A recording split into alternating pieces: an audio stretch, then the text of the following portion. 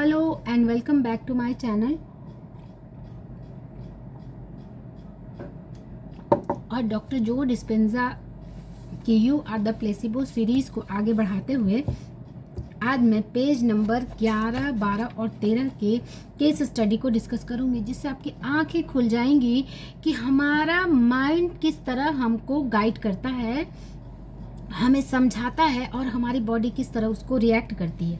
इसमें पहला है the knee surgery that never happened. इसमें क्या उस समय में 1996 में आर्मी के कुछ लोगों को चलने में दिक्कत हुई तो उन्हें नी सर्जरी करानी पड़ती थी, वो लोग कराते थे उस समय। तो डॉक्टर्स के कुछ ग्रुप ने 5 लोगों को लिया डॉक्टर मोस्ले स्टडी में, जिसमें 2 को डिब्राइनमेंट यानी कि उन्होंने क्या कार्टिलेज को हल्का सा स्क्रैच कर दिया, जो कार्टिलेज थोड़ी डैमेज है, स्टिफ हो गई, उसको स्क्रैच कर दिया, जिसे डिब्राइनमेंट कहा जाता है from the knee joint. 3 of them were to receive a procedure called lavage, यानी कि हाई प्रेशर फ्लूइड इंजेक्ट किया गया, जिससे कि वहाँ पर rinsing and flushing out the जो डिकेड आर्थराइटिक मटेरियल है वो फ्लश आउट हो जाए। तो 3 को किया गया डिब्राइनमेंट और 2 को किया गया डिब्राइनमेंट, 3 को किया गया लेवाज और 5 of them would receive sham surgery और 5 को शैम सर्जरी की गई, यानी कि फॉल्स सर्जरी, प्लेसिबो सर्जरी आप बोल सकते हैं।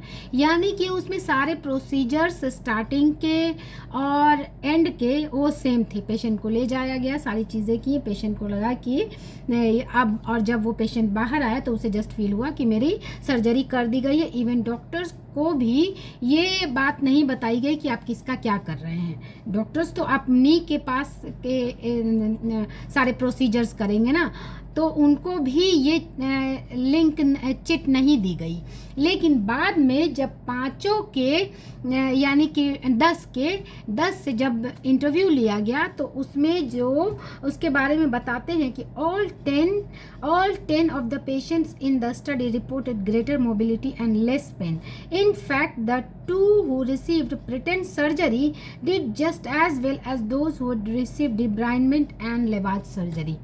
यानी कि उनको और भी अच्छा मूवमेंट देखा गया। क्यों? क्योंकि उन्होंने जस्ट सारे प्रोसीजर होकर के जब आप बाहर आ गए, इनफैक्ट सर्जरी के बाद जो सचमुच में सर्जरी होगी तो उसमें तो पेन भी होगा और लेकिन इसमें तो जो फॉल्स सर्जरी हुई उसमें तो कुछ किया ही नहीं गया, लेकिन माइंड को सिग्नल तो चला गया, तो उसमें मोबिलिटी और ज़्यादा अच्छी पाई गई।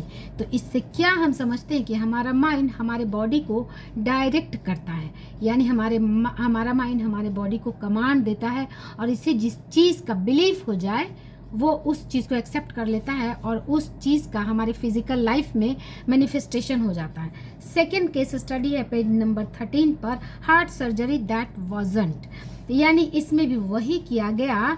या 1950 में 2 group of researchers conducted studies comparing the 10 then standard surgery, जो उस टाइम जो स्टैंडर्ड सर्जरी होती थी उसी से कंपेयर करके एक प्लेसिबो सर्जरी कराई गई, जिसे कहा जाता था उस time coronary artery bypass graft, यानी इंटरनल मेमोरी लाइगेशन, यानी जो आर्टरी ब्लॉक्ड है, डैमेज्ड है, उसे ब्लॉक कर दिया गया और इसलिए ताकि वो बाईपास होके बॉडी एक नया पाथवे जनरेट हो जाए। लेकिन चूंकि इसका कोई प्रूफ नहीं था तो डॉक्टर्स ने सोचा क्यों ना ऐसा ट्राई करके देखते हैं।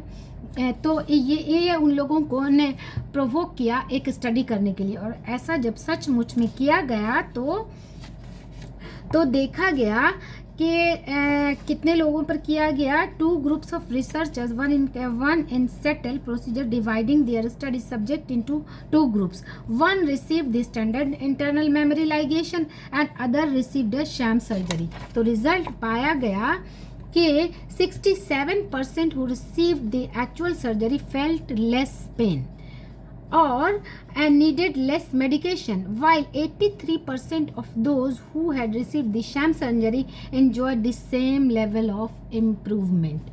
ऐसा क्यों हुआ? क्योंकि जब सारे प्रोसीजर्स को वैसे ही किए गए, यानी जो हार्ट का स्टार्टिंग का प्रोसेस, एंड का प्रोसेस सेम किया गया, और पेशेंट को जब बाहर निकाला गया, यहाँ भी वही बातें सामने आती है कि पेशेंट को माइंड में ये मैसेज गया कि सब कुछ, कि मेरा ऑपरेशन हो गया है, ये डॉक्टर पे भी एक ट्रस्ट होता है, ये डॉक्टर इन्होंने मेरा ट्रीटमेंट कर लिया, तो अब मुझे और ज़्यादा अच्छा फील होगा क्योंकि अब तो मेरा ट्रीटमेंट हो गया। पेशेंट को ये एक ट्रस्ट, एक बिलीफ हो गया, और इस बिलीफ ने दोनों ग्रुप में ऑलमोस्ट इक्वल, यानी 67% एंड 83% रिजल्ट पाए गए, सेम इफेक्ट के पाए गए। तो इससे हम क्या समझते हैं कि हमारा माइंड जो है हमारे बॉडी को डायरेक्ट करता है, हमारे बॉडी को कमांड देता है। इसे जिस चीज़ का बिलीफ हो जाए वो फिजिकल लाइफ में मैनिफेस्ट होती है। सो हमारे अपने माइंड की पावर को समझें, और अपने माइंड को थोड़ा सा भी डाउट्स हो तो अपने माइंड की पावर को समझकर उसे अपने लाइफ में फिजिकल मैनिफेस्टेशन के लिए बूस्ट करें।